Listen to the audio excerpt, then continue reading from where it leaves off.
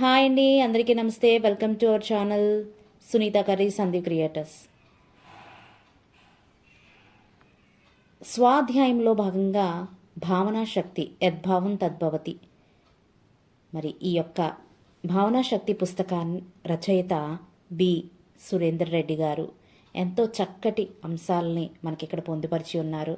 ప్రతిదీ కూడా ఆలోచింపజేసేలాగా ఈ పుస్తకాలన్నీ మన దైనందిన జీవితం మన ప్రతిరోజు వాడే వాడుకల్లో మనం ప్రతిరోజు ఆలోచించే ప్రతి క్షణము ఆలోచించే మరి ఈ యొక్క ఆలోచనలో మనల్ని మనం ఎలా మలుచుకోవాలో చాలా అద్భుతంగా తెలియచేశారు. ఈరోజు ప్రశంస కాంప్లిమెంట్ గురించి తెలుసుకుందాము. మరొక శక్తివంతమైన భావన ప్రశంస. దీన్నే మనము కాంప్లిమెంట్ అంటాము. ప్రశంస అంటే పొగడము. దీన్నే మన సాంప్రదాయాల్లో స్తుతించడము లేదా స్తోత్రము అంటాము. దీనికి కూడా అనూహ్యమైన శక్తి ఉంది. మనం ఎవరినైనా ప్రశంసిస్తే ఆ వ్యక్తి ఎంత ఆనందానికి లోనవుతాడో, మరి వారు ఎంత చక్కగా మీరు చెప్పిన పని తిరిగి చేస్తారో మనకు తెలుసు. కావున ప్రశంస అనున్నది మనోశక్తిని ఇనుమడింపజేసే ఆత్మను రంజింపజేస్తుంది. ఎవరినైనా పొగిడితే చాలా ఆనందంగా ఫీల్ అవుతారనమాట. వాళ్ళ ఆత్మను మరింతగా ఆనందం చేస్తుంది.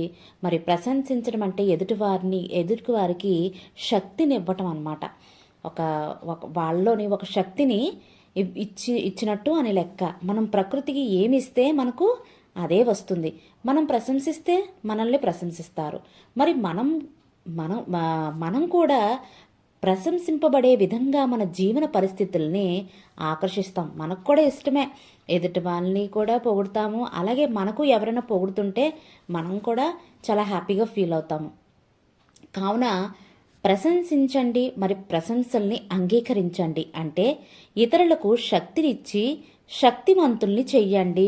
ఇతరులిచ్చే ప్రశంసల్ని స్వీకరించి మీరు శక్తివంతులుగా తయారవ్వండి. అందుకే బ్రహ్మర్షి సుభాష్ పత్రిజీ గురుగారు పిరమిడ్ స్పిరిచువల్ సొసైటీ నిర్వహించే ప్రతి కార్యక్రమంలోని చప్పట్ల పండుగను నిర్వహిస్తూ ఉంటారు. ప్రతి మాటకు చప్పట్లు, ప్రతి ఉపన్యాసానికి, ప్రతి అనుభవానికి చప్పట్లు, ప్రతి వ్యక్తికి చప్పట్లు, ప్రతి కార్యక్రమానికి చప్పట్లు, ప్రతి సంస్థకు చప్పట్లు, ప్రతి పుస్తకానికి చప్పట్లు, ప్రతి ఆధ్యాత్మిక వ్యవస్థకు చప్పట్లు, తనకు చప్పట్లు, ఈ సృష్టికి చప్పట్లు. ఇలా ప్రతి కార్యక్రమంలోని పిరమిడ్ మాస్టర్లు చప్పట్లతో ఉత్సవాలు గడుపుతూ ఉంటారు. మన ఉత్సవాలన్నీ గడుపుకుంటాము. ఇది ప్రశంసన శక్తి, ద పవర్ ఆఫ్ కాంప్లిమెంట్. అంటే ఈ ప్రశంసా శక్తి గురించి పత్రిజీ గారికి చక్కగా తెలుసు. ఓ విధంగా ఈ ప్రశంసా శక్తే పిరమిడ్ స్పిరిచువల్ సొసైటీ నడిపిస్తుందని చెప్పడంలో అతిశయోక్తి లేదు.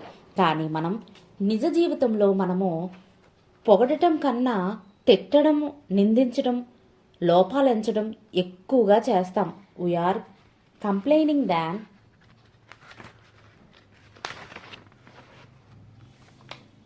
కాంప్లిమెంటింగ్. మనం ఎన్ని విధాలుగా ప్రశంసించుకుంటా తిట్టుకుంటామో చూద్దాం. అంటే ఎదుటివారిని మనము వాళ్ళు చేసిన పనిని వాళ్ళని పొగడుకుంటా ఎన్నోసార్లు మనల్ని తిడుతుంటాం. కొన్ని ఉదాహరణలు ఇచ్చారనమాట. సో ఏంటంటే, ఇది ఒక జీవితమేనా, ఒక్క పని చేత రాదు, దేనికి పనికొస్తావో నువ్వు, అసలు జీవితంలో పైకొచ్చేది ఏమైనా ఉందా నీకు, అక్కడ పోయి తగలడు అంటూ తల్లిదండ్రుల పిల్లల్ని తిడుతుంటారు. దాంతో వారు ఇంకా అప్రయోజకులైపోతారు. అంటే ప్రతి పనికి మనం పొగుడుతూ ఉండాలి. అంటే చాలా వరకు పొగిడితే మనం అనుకుంటాము, అందరూ అలాగే అనుకుంటారు, పొగిడితే వాళ్ళకి ఏమైనా ఇదవుతారేమో అని చెప్పేసి వాళ్ళు చేసిన పని ఎప్పుడు కూడా ఇంకా బాగా చేస్తారనే ఉద్దేశంతో ప్రతిదానికి కొంచెం వాళ్ళకి దెబ్బలాడుతూ ఉండడము చేస్తూ ఉంటారన్నమాట. అలా కూడా చేయకూడదంట. వాళ్ళు ఏం చేసినా పొగుడుతూ ఉండాలి అని చెప్పేసి. ఇంకా ఇదేం కూర అంటే బాగా, అంటే భర్త కానీ ఇంట్లో వాళ్ళు కానీ ఏదైనా వండితే, ఇదేం కూరే ఇలా చేసి తగలడ్డావు, అసలు నిన్ను కట్టుకున్నాను చూడు, నాది బుద్ధి తక్కువ అని భర్త, ఎంత పనికి మాలిన వెదవికి భార్యనైనందుకు భార్య తిట్టుకోవడం. అసలు ఇంత మూర్ఖులకు ఎందుకు పుట్టానురా దేవుడా అని పిల్లలు అనుకుంటారు. ఈ దరిద్రపు కొట్టు సంస్థలో నేను ఎందుకు ఉద్యోగం చేస్తున్నానని ఉద్యోగస్తులు అనుకుంటారనమాట. ఇలాగా ఈ దరిద్రపు వ్యవస్థ ఎందుకు ఇలా తగలడుతుందో కళాకారులు, సమాజవేత్తలు, రాజకీయవేత్తలు, వేదాంతులు ఇలా ప్రతి కోణంలోనూ ప్రతి రంగంలోనూ ప్రతి ఒక్కరు నిందించేవారే కానీ ప్రశంసించేవారు కరువయ్యారు. అందరినీ మరి అన్నిటినీ దూషించేవారే గాని దేన్ని అంటే స్తుతించేవారే కొదవయ్యారు. కానీ గుర్తుంచుకోండి మిత్రులారా, నింద, దూషణ, లోపాలెంచటం లాంటివి వ్యక్తిని, వ్యవస్థను లేక పరిస్థితిని ఇంకా దిగజార్చుతాయి. అదే వ్యక్తిని, వ్యవస్థను, పరిస్థితిని అర్థం చేసుకొని క్షమింపవేసి ప్రేమతో ఎదగమని ప్రశంసిస్తే అభివృద్ధి ఖచ్చితంగా ఉంటుంది. కావున నిందించటం మాని అర్థం చేసుకొని ప్రశంసించి ప్రోత్సహించడం ప్రారంభించండి. ప్రశంసించటమును మొదట మనల్ని మనం ప్రశంసించుకోవటంలో మొదలు పెట్టాలి. మనల్ని మనం ప్రశంసించుకున్నప్పుడు మనం మన పట్ల ప్రేమభావన స్థితిలోకి వెళ్తాం. మనం ఒక ఉన్నతమైన ప్రకంపనా స్థితికి వెళ్తాం. అదే మనల్ని మనమే విమర్శించుకొని నిందించుకుంటే మనం ముడుచుకుపోయి ఆ ఆత్మనింద మన పట్ల మనకున్న ప్రేమని అణిచివేస్తుంది. కావున ఈ ఆత్మనిందలోంచి బయటపడండి. మీరు మిమ్మల్ని దేనికి మరి ఎప్పటికీ నిందించుకోకండి. మిమ్మల్ని మీరు పూర్తిగా ఒప్పుకోండి, పరిస్థితిని అర్థం చేసుకోండి, మిమ్మల్ని మీరు ప్రశంసించుకొని మీకు మీరే అండగా నిలబడండి. మిమ్మల్ని మీరు వ్యక్తిత్వాన్ని, మీ ఉనికిని మీరే సమర్థించుకోండి. మిమ్మల్ని మీరు తిట్టుకుంటూ కాలం గడిపితే మీ ప్రగతి అక్కడే నిలబడిపోయి మీకు మీరే సంకెళ్ళు వేసుకుంటారు. అదే మిమ్మల్ని మీరు ప్రశంసించుకోవటం మొదలు పెడితే మీ హృదయం తెరుచుకొని మీరు సర్వతోముఖాభివృద్ధి వైపు అడుగులు వేస్తారు. మీలోని సృజనాత్మక శక్తి, క్రియేటివిటీ పెళ్ళుబూకుతుంది. మిమ్మల్ని మీరు చక్కగా వ్యక్తపరుచుకోగలుగుతారు. మిమ్మల్ని మీరు ప్రశ్నించుకుంటే మీరు ఇతరులు ప్రశంసిస్తారు. మీ సంబంధ బాంధవ్యాలు చక్కబడతాయి. మీ జీవితాన్ని మీరు ప్రశంసించుకుంటారు. జీవితాన్ని కేవలం గడపకుండా ఆస్వాదిస్తారు. ఇలా ఎన్నో కోణాల్లో మీరు విస్తరిస్తారు. మరి ఈ ప్రశంసా భావనను ఎలా సాధన చెయ్యాలి? ఆ గుణాన్ని మనలో ఎలా మేల్కొల్పాలి? ఈ ప్రపంచంలో ప్రతి మనిషి తనను తాను చాలా హీనంగా, నీచంగా నిందించుకుంటాడు. తెలుసుకోనంత వరకు తనను తాను ఛేదరించుకున్నట్లుగా ఏ మనిషి ఇతరులను ఛేదరించుకోడని పరిశోధనలో తేలింది. దీనికంతటికి కారణం బాల్యంలో తల్లిదండ్రులు, టీచర్లు, పెద్దలు అందరూ ఆ పసిపిల్లల్ని ఛేదరించుకుని ఉంటారు. మరి ఆ అమాయకపు హృదయాలు తమని తాము అలా ఛేదరించుకోవటం నేర్చుకుంటారు. అంటే ఇక్కడ మనం ఏం చేస్తామో అలాగే పిల్లలు కూడా అదే చేస్తారు.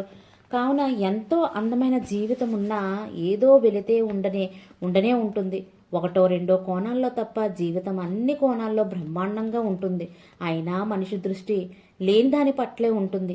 ఆ ఒకటో రెండో సమస్యల్ని తలుచుకొని కుమిలిపోయి ఆ భావననే జీవితం అంతా మనం మోస్తూ ఉంటాం. అంతటి అందమైన జీవితాన్ని చేతులారా సర్వనాశనం చేసుకుంటాం. ఇది స్వయం కృతాపరాధం కాక మరేమిటి? ఎందుకంటే జీవితం అనేది ఓ మహాసముద్రం లాంటిది. సమస్యలనేవి ఇంకు చుక్కలు అనుకుందాం. అంటే ఒకటో రెండో ఇంకు చుక్కలు ఒక మహాసముద్రాన్ని కలుషితం చేయగలవా చెప్పండి? అసాధ్యం. అలాగే మనకున్న ఒకటో రెండో సమస్యల్ని తలుచుకొని మహాసముద్రం లాంటి జీవితాన్ని మనమే మార్చుకుంటాము. ఇక్కడ మనం ఒకటి గుర్తించుకోవాలి. అదేమిటంటే మనము దేని మీద దృష్టి పెడితే అది వృద్ధి చెందుతుంది. కావున మనము నిరంతరము మన సమస్యలపైన దృష్టి పెడితే అవే పెరుగుతాయి. మరి అవి బలవత్తరం అవుతాయి. మనం బలహీనం అయిపోతాము. మన సమస్యలు బలవర్తం అవుతాయి. కోతి పుండును బ్రహ్మాండము చేసుకున్నట్లు గోటితో పోయేదాన్ని గొడ్డలి దాకా తెచ్చుకున్నట్లు అన్న సామెతలు ఇందుకే పుట్టుకొచ్చాయేమో. కావున మనము సమస్యపై కాకుండా సమస్య పరిష్కారంపై దృష్టి పెట్టాలి. అప్పుడు సమస్యలు పరిష్కరించబడతాయి. Because wear ever our focus there is our manifestation. మన దృష్టి ఎక్కడ ఉంటే మన సృష్టి అక్కడ ఉంటుంది. దీన్నే వీరబ్రహ్మేంద్ర స్వామి వారు దృష్టి యందు సర్వ సృష్టి పుష్టమగును అని ఎంత చక్కగా సెలవిచ్చారో. అందుకే అన్నారు, నీ దృష్టి మార్చుకో, నీ సృష్టి మారుతుంది అని. కావున మనము సమస్యల్ని లేదా మనలో లోపాలని భూతద్దాల్లోంచి చూసి చూసి మన జీవితాల్ని దిగజార్చుకోవటం ఇకనైనా మానాలి. ఎందుకంటే చితాయాశ్చ చింతయాశ్చ బిందు మాత్ర విశేషితః చితా దహతి నిర్జీవః చింతా దహతి పావకః. చిత అనేది చచ్చిన శరీరాన్ని కాలుస్తుంది, అదే చింత అనేది బ్రతికి ఉన్న శరీరాన్ని కాలుస్తుంది అన్నది ఈ శ్లోకంలో వివరింపబడి ఉన్నది. ముసలితలం అంటే ఒక జన్మ చింతన యొక్క ఫలమే కదా. ఒక పసికందు శరీరాన్ని మరి కాటికి కాలు చాచిన ముసలవాడి శరీరాన్ని చూస్తే ఈ విషయం మీకే సువిధమవుతుంది. ఆ పసికందు చక్కటి ప్రాణశక్తితో ఎంత ముద్దుగా ఉంటుందో, అదే ఆ ముసలివాడు కట్టెలకు తోలు అంటించినట్లుగా ఉంటాడు కదా. ఇంతకన్నా రుజువు మనకేమి కావాలి?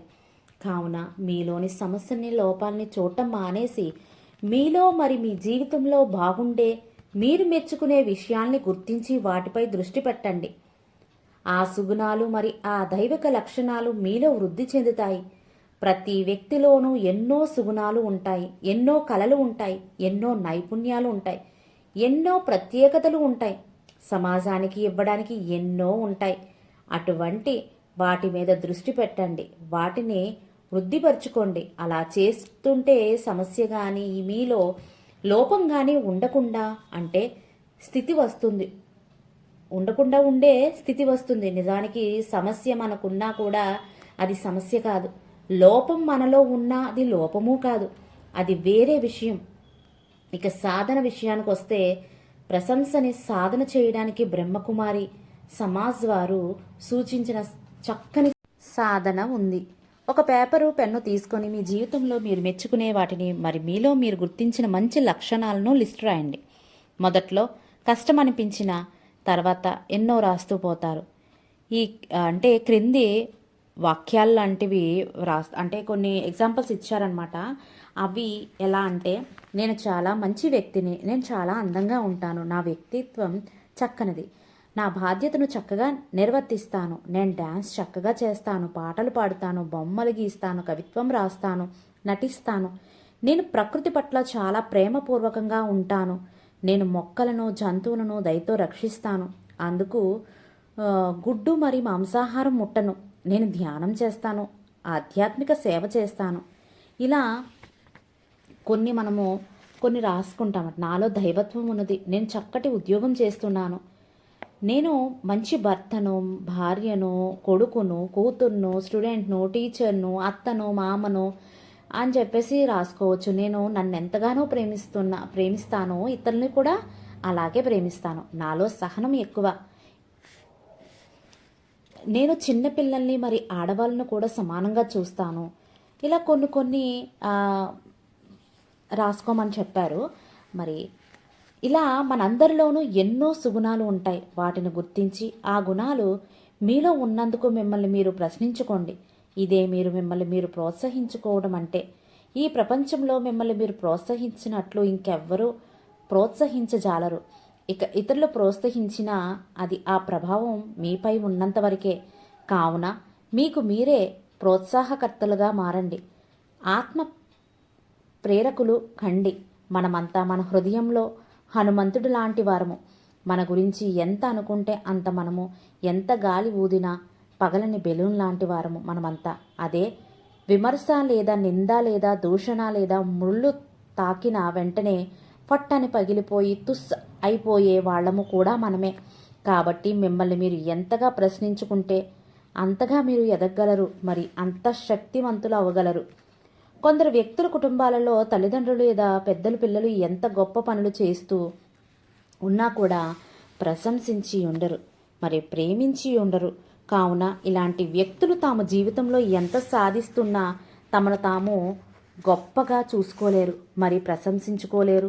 అదే కొందరు కుటుంబాల్లో అయితే పిల్లవాడు సాధించే ప్రతి చిన్న విజయానికి పెద్దలు ప్రశంసించి ఉంటారు. అటువంటి వారు పెద్ద అయిన తర్వాత తమ విజయాలకు వారు ప్రశంసించుకుంటారు, మరి వారిని వారు ప్రేమించుకుంటారు, వారికి ఇంకా ఉన్నతంగా ఎదుగుతూ పోతారు. కావున తల్లిదండ్రులు, టీచర్లు పిల్లలు ప్రశంసించడం నేర్చుకోవాలి.